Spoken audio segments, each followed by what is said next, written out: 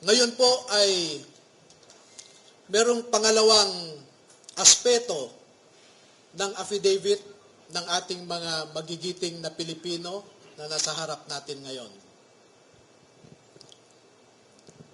Meron silang mahalagang napansin, naobserbahan, at alam sa kanilang personal na pananaw dahil nasali sila sa isang importanteng operasyon.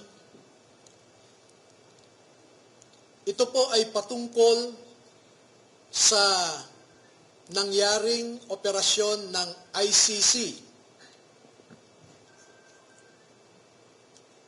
This one. Nasangkot po or nasali ang mga sundalo natin sa ginawang operasyon ng ICC investigators sa Pilipinas. Unang dumating ang mga ICC investigators sa Pilipinas noong December 2028. December of 2023. At bago mag-December 2023, ay inutusan sila na magpapalit ng peso to dollars. Dalawang maleta na ang bawat maleta ay may nilalaman na 56 million pesos. Kaya nakapagpalit sila ng equivalent to $2 million. At ang sabi ng mga executive assistants ni Ginoong Saldico ay pinaghahandaan daw nila ang pagdating ng foreigners. At kalaunan ay nakilala ng mga ito na ang foreigners na binabanggit ay mga ICC investigators. At nakapaloob dito na ang ginawa nila ay mag-interview ng mga witnesses na ipinapaarating sa kanila ni Sunny Trillanes. Wala silang ibang in-interview na mga witnesses, kundi ang mga tao lamang na pinapadala ni Sunny Trillanes. At ibinigay kay Sunny Trillanes ang pondo para sa pag-asikaso sa mga ICC investigators na ito. Kaya naman po, lahat ng sasakyan na ginamit, lahat ng hotel accommodations ay sinagot ni Saldico at saka ni Sunny Trillanes. Napansin din po nila na lahat ng mga pag-interview ng ICC investigators ay sa mga pribadong lugar. Wala man lang government office. At makikita po ninyo ang madalas na pag-deliver nila ng mali-maleta at minsan mga paper bags naman na mga pera patungo sa mga nag-aalaga sa ICC investigators. Lahat ng pagkain nila, lahat ng ginamit nilang sasakyan, lahat ng hotel, lahat ng mga condominium units ay sinagot ng grupo ni Sunny Trillanes at saka ni Saldico. At bilang isang abogado po ay nababahala ako dito. Dahil ang sarili kong konklusyon na hindi naman nilahad ng mga sundalo na ito dito sa affidavit nila. Pero bilang isang abogado, ay nakikita ko ang isang mabigat na suliranin ng isang third world country na katulad natin na siya lamang pinag-iinitan ng mga ICC. Hindi nila kayang ipatupad ang kanilang orders sa mga mayayaman na bansa. Tanging third world countries lang. At ito ang aking obserbasyon. Una, ang ICC investigators did not conduct a bona fide investigation in the Philippines because they only interviewed people sent to them by Sunny Trillanes. No? Nakapasok din sila sa Bilibid prisons para kausapin ang tatlong na sentensyahan sa pagpatay kay Kian de los Santos. Meron din silang kinausap na mga di umano ay EJK victims' families sa bahay Kalinga ni Father Flavie Villanueva. At lahat ng gastos ni Father Flavie Villanueva ay sagot ni Saldico. Number 2, dahil December 2023 lang unang pumunta ang ICC investigators sa Pilipinas, ay hindi nakakaduda that the ICC investigators manufactured the existence of ICC jurisdiction in the Philippines because the residual jurisdiction of ICC ended in March of 2019, or 1 year after the Philippines deposited its articles of withdrawal in the United Nations. Number 4,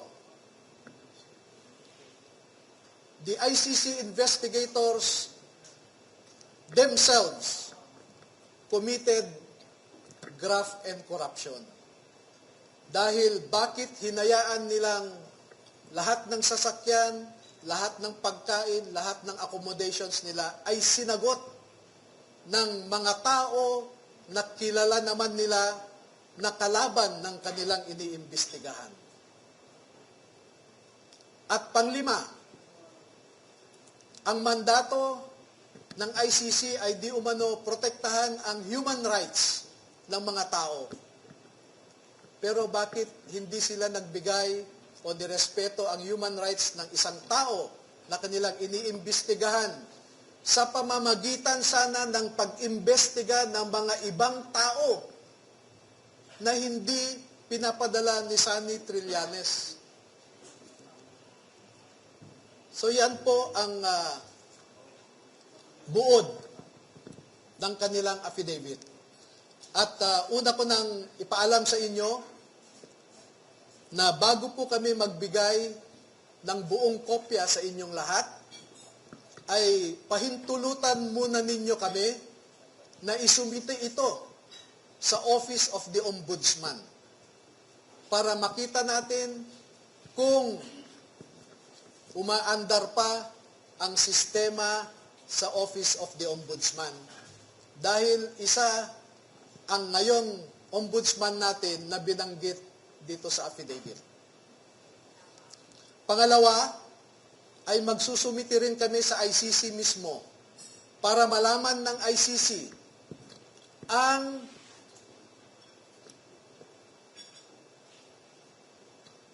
so that ICC will know how the ICC investigators conducted themselves in the Philippines.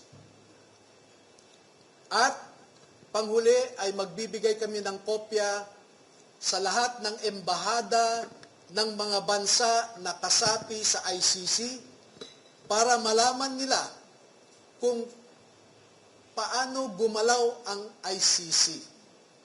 Alam naman natin na bawat bansang miyembro dyan ay nagko-contribute sa ICC. Pero katulad ng kino-contribute nila, ang mga litrato na naipakita ko sa inyo ay makikita ninyo kung saan pumupunta ang ating mga buwis. Now you know where our taxes go. Now you know at least where our taxes went.